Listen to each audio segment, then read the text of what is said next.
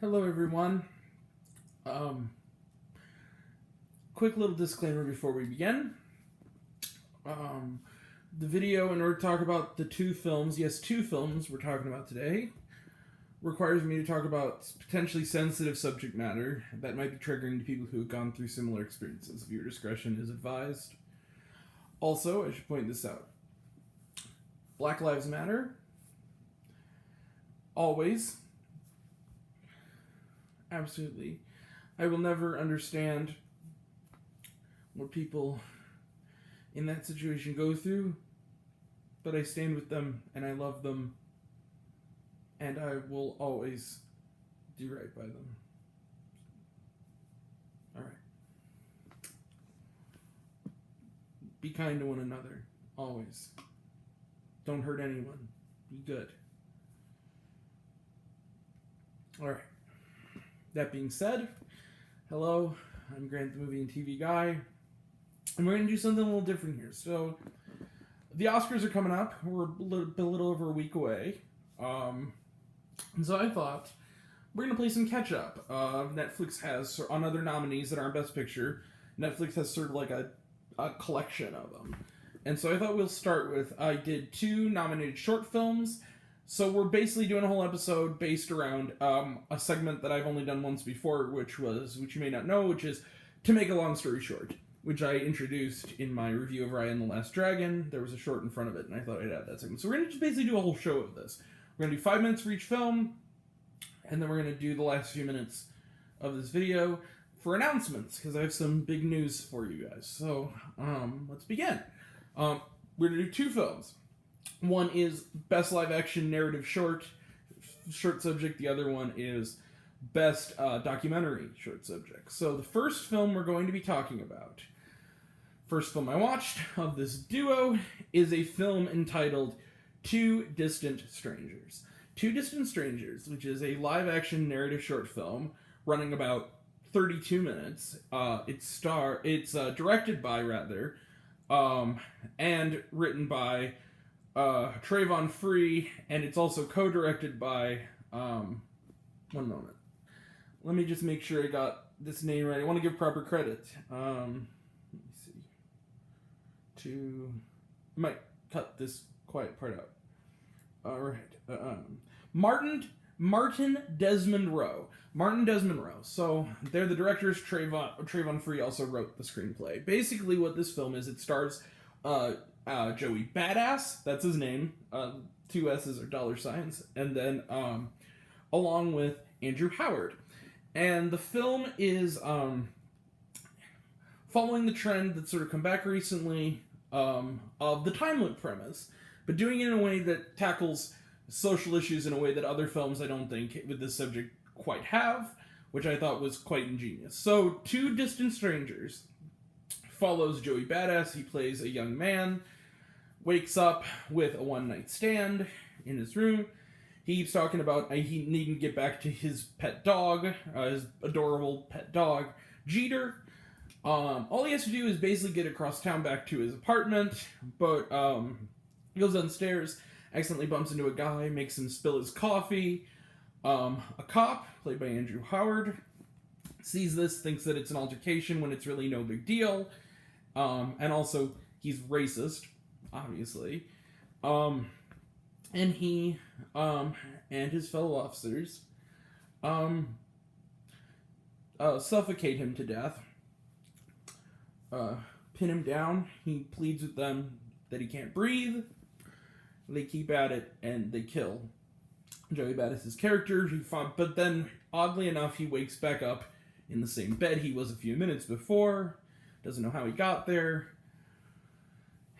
But every single time he tries to leave to go home, he finds himself not only in that way, but other ways, such as being shot. A SWAT team come breaking into her apartment. No matter what he does, this cop keeps killing him. He won't stop. He keeps finding an excuse, a BS excuse, to kill this young man for no reason, for doing nothing but trying to live his life. And so basically, this guy just wants to get home to his dog. He says it throughout the film. He just wants to get home to his dog. What's interesting about Two Distant Strangers is that it takes a sort of a seeming shift around the midpoint where you kind of are like wondering. It does something that almost feels too movie-ish, where you're like, okay, this probably wouldn't work in real life, but it is interesting, and we're getting a view of kind of what it should be, what reality should be, basically, involving these two the cop and the young man. But then it shifts to pulls the rug out from under you in a pretty upsetting way that it really caught me off guard and really unnerved me. This movie is very clever, it's very well made, and to me, for a film that's only about 30 minutes, I mean this is a comment, it feels longer, because what they're doing is, they're really getting you invested in this story and him getting home. This film, honestly, you know how sometimes you'll see a film that's maybe like the debut of a rising director, or directors, something like Whiplash, or Shiva Baby, or Yes God Yes, where it's a short film and they kind of pitch it, maybe put it at the Sundance Institute, and then it's maybe, they have a feature script and they take a chunk of the script and make it into a short.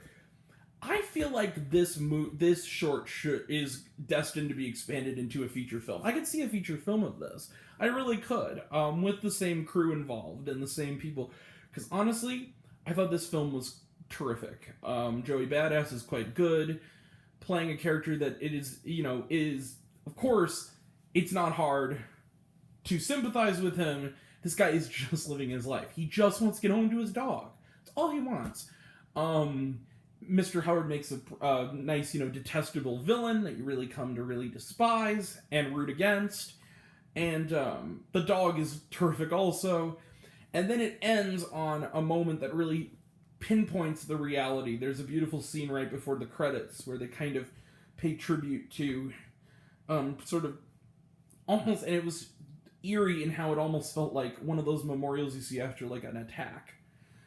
And I think that's effective, of the people who have lost their lives to this kind of situation of literally minding their own business and getting shot by people who just wanted to shoot an unarmed African-American person. And it's awful. So this is a very powerful film. I'm going to give Two Distant Strangers 5 stars. I would really like to see a full-length feature here. And if not, I just want to see these guys, this duo, make another film. I'm really interested in their work going forward, as I am of Joey Badass. So, 5 stars to that one. Our next film is a short film. It is called A Love Song for Latasha. It is only approximately, I believe, 19 minutes. Yeah, 19 minutes. It's a documentary short subject nominated for Best Documentary Short Subject. And it has similar subject matter. Similar but different. So, this is a true story. The other one was fiction, but was calling attention to real-life events very effectively. This was actually a true thing. So, in 1991, a young woman named Latasha, she's 15 years old, was killed in a convenience store, was shot under mistaken identity. She was there just to buy, not by a cop, but by someone in the store itself who thought she was stealing a bottle of orange juice. She actually had the money in her hands when she died. She had $2. She was 15 years old, was shot, killed, and so now her story is being told not only through, it's sort of like a collage documentary in the way that it's narration by both her best friend and her cousin who kind of spearheaded this project, and it's also mixing, their testimonies, actual poetry the deceased wrote, and it's also animations, sort of reenactment elements, and VHS footage. And they do something, the filmmaker, and I'm sorry, this is so impromptu, I know this makes it look really, really bad, but I need to find who directed this. They do something really eerie with the static you hear in VHS. Hold on. On VHS, old VHS,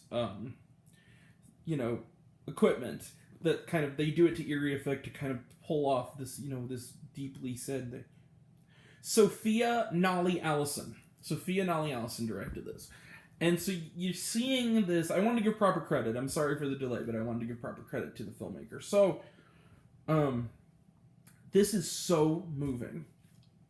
I If my eyes still look red, it's because I just watched this film and I was crying pretty much for about more than half of it. Because again, it's only 19 minutes. There comes a point where one of the people, one of the narrators, is talking about what could have been, which always affects me, but especially in regards to. And they're talking about a run-in she had years ago that was prevented with someone with a gun in that same convenience store, and how she told her mother she's going to hurt someone, and the mom reassured her that they're just doing it to show off, they're not going to hurt anybody. And then after her friend died, she talks about how she had resentment because she's like, why didn't you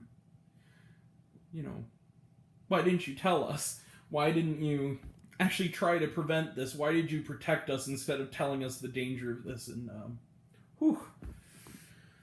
this is a heartbreaking film, but a beautiful one, and it's only 19 minutes of your time, less like that, 32 minutes.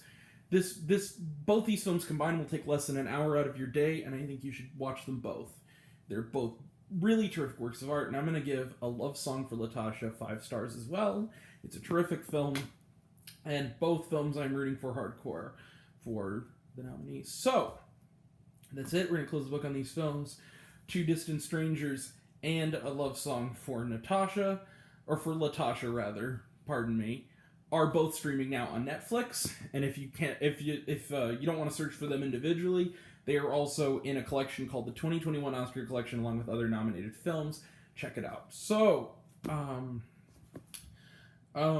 we're not going to do trailer trash, and it was their shawarma because there wasn't, although I will say there was a pretty terrific quote by Tupac that's featured at the end of Two Distant Strangers.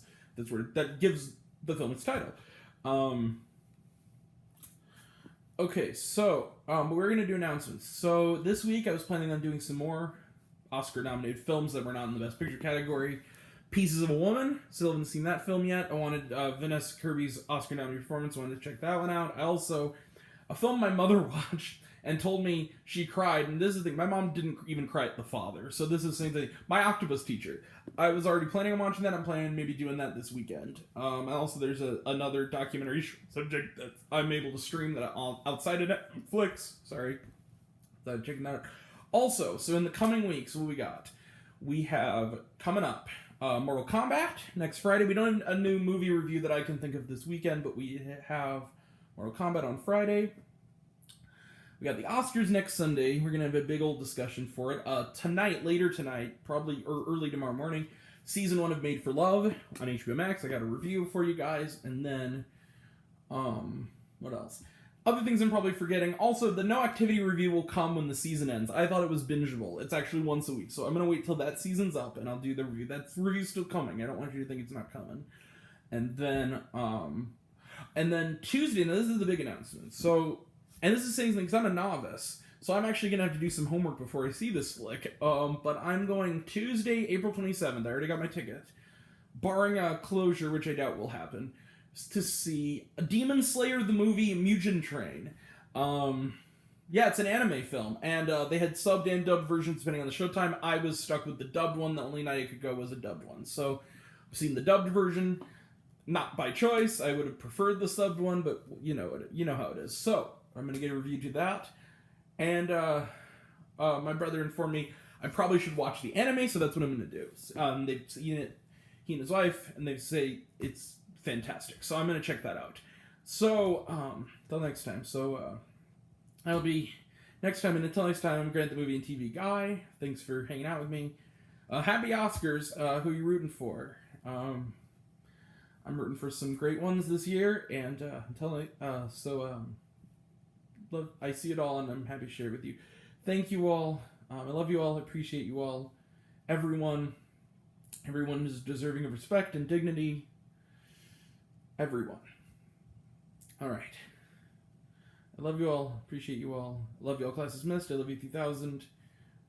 Be kind to one another. Thank you all. Take care. Go Oscars. Take care. See you later.